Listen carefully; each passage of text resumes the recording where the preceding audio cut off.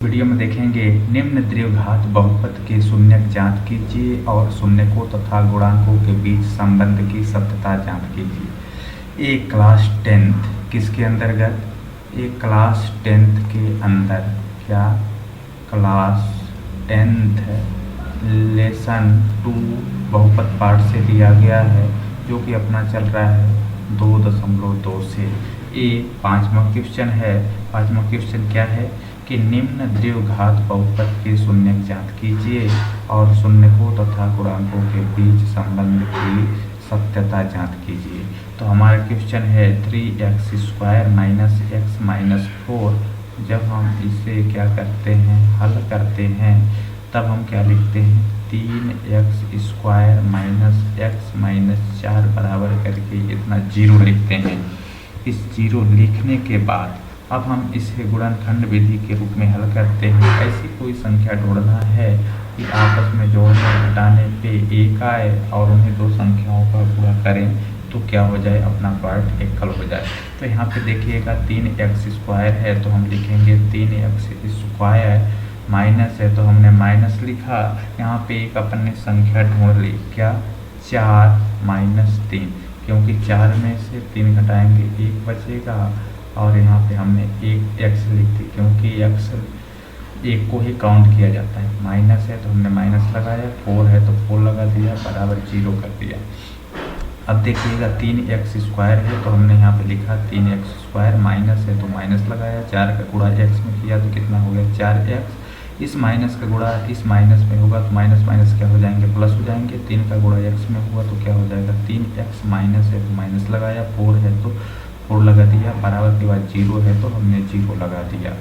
अब यहाँ पे देखिएगा कि यहाँ पे दो पार्ट हो रहे हैं, पहला पार्ट ए हो रहा है, दूसरा पार्ट ए हो रहा है।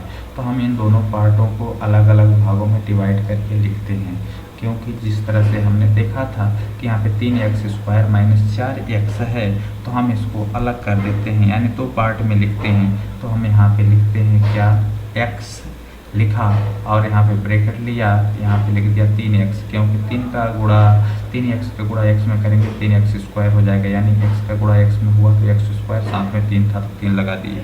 यहाँ पे माइनस है तो हमने यहाँ माइनस लगा दिया, क्योंकि यहाँ पे अब क्या लिखेंगे, यहाँ पे 4 लिखना पड़ेगा, क्योंकि 4 का x का गुणा 4 में करेंगे तो क्या हो जाएगा 4x। ब्रैकेट को बंद किया, यहाँ पे क्या है प्लस है तो हमने यहाँ प्लस लगाया। सबसे पहले आप ध्यान दीजिएगा कि एक चीज़ समझने का कोशिश करिएगा कि जो ब्रैकेट में लिखे हैं उसी चीज़ को हम यहाँ पे लिखेंगे दोबारा ब्रैकेट में।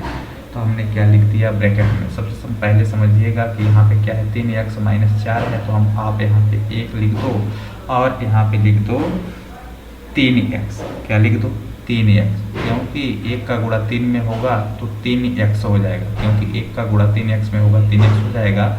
यहाँ पे क्या है माइनस है तो माइनस लगा दो और यहाँ पे 4 है तो आप यहाँ पे 4 लिख दो, क्योंकि 1 का गुणा 4 में होगा तो 4 होगा, बराबर के बाद 0 लगा दो। ये अपना क्या हो गया, कंप्लीट हो गया। अब यहाँ पे देखिएगा कि यहाँ भी सेम वही चीज़ है, यहाँ भी सेम वही चीज़ है, तो इसको एक बार लिख दो, कॉमन ले लो, यानी 3x - 4 ब्रैकेट क्लोज कर दो और अपने पास बचा क्या हुआ है, x बचा है। क्या बचा है, x बचा है। देखिएगा यहाँ पे x बचा हुआ है और यहाँ पे +1 बचा हुआ है। तो हम यहाँ पे लिखते हैं, उसको लिखते हैं, क्या लिखेंगे, यहाँ पे लिखते हैं x + 1 और बराबर करके 0 चल रहा था तो हम 0 ही लगाएंगे। अब यहाँ पे देखिएगा हम लिखते हैं 3x - 4 बराबर 0, कॉमा लगा के x + 1 बराबर 0, इतना लिख देंगे क्योंकि हमने इसको हल किया। अब यहाँ पे देखिएगा कि आप इसको इस तरह से लिखिएगा थोड़ा, क्योंकि 0 का कोई वैल्यू नहीं होती है, तो आप यहाँ पे लिख दीजिएगा 3x बराबर, जो माइनस का है यहाँ पे बराबर लगाएंगे तो प्लस में कन्वर्ट हो जाएगा, प्लस कभी लिखा नहीं जाता, और जो प्लस है वो किस में कन्वर्ट हो जाएगा, माइनस में। तो x बराबर प्लस का है तो क्या हो जाएगा -1 हो जाएगा।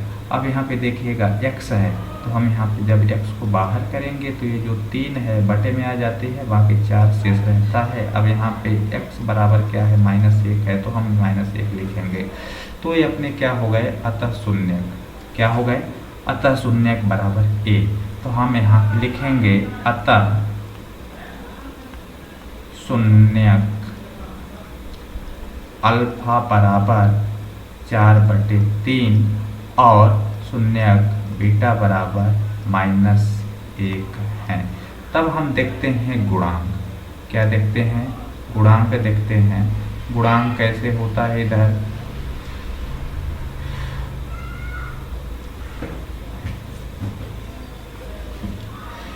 अब हम देखते हैं यहाँ पे शून्यकों तथा गुणांकों के बीच संबंध। क्या देखेंगे?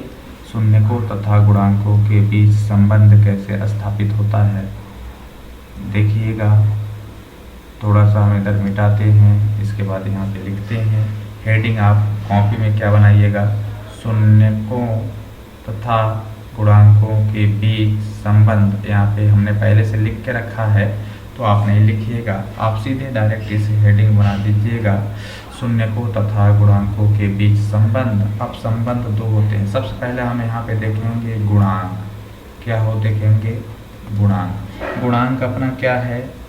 इधर है 3x² - x - 4 ये है, तो हमने इसको मान लिया a। क्या मान लिया? हमने इसको मान लिया a, इसे मान लिया b, इसे मान लिया c। तब अपना a बराबर क्या हो जाएगा? 3, b बराबर क्या हो जाएगा? -1, क्योंकि हम x को 1 ही मानते हैं, और c बराबर -4। ये अपने क्या हो गए? गुणांक हो गए। तब हम यहाँ पे हेडिंग डालते हैं। हेडिंग क्या डालते हैं? शून्यकों का योगफल। क्या लिखेंगे? शून्यकों का योगफल। अपने शून्य क्या है? Alpha plus beta. अपना शून्यकों का योगफल अल्फा प्लस बीटा बराबर क्या होता है? -b/a। ये क्या होते हैं? फार्मूले होते हैं। यहाँ पे देखिएगा अल्फा बराबर a, बीटा बराबर a।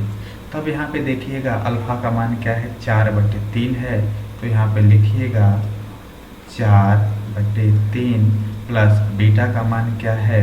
-1 है, तो a लिखेंगे बराबर, यहाँ पे -b/1 है, माइनस लगा है तो माइनस लगाओगे।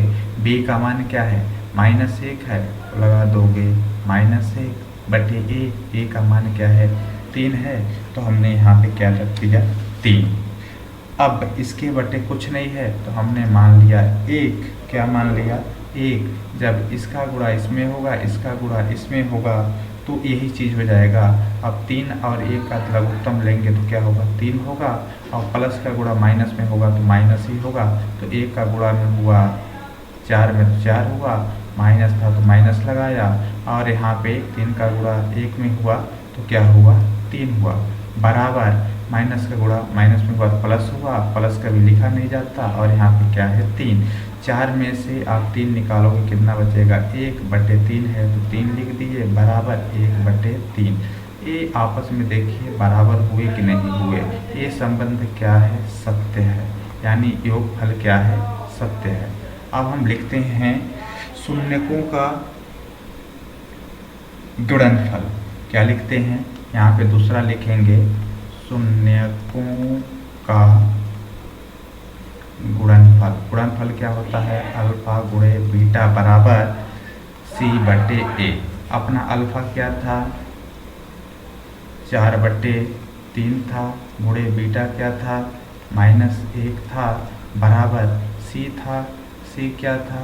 यहाँ पे देखिएगा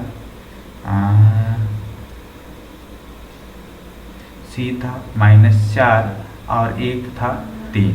तो हम यहाँ पे लिख देते हैं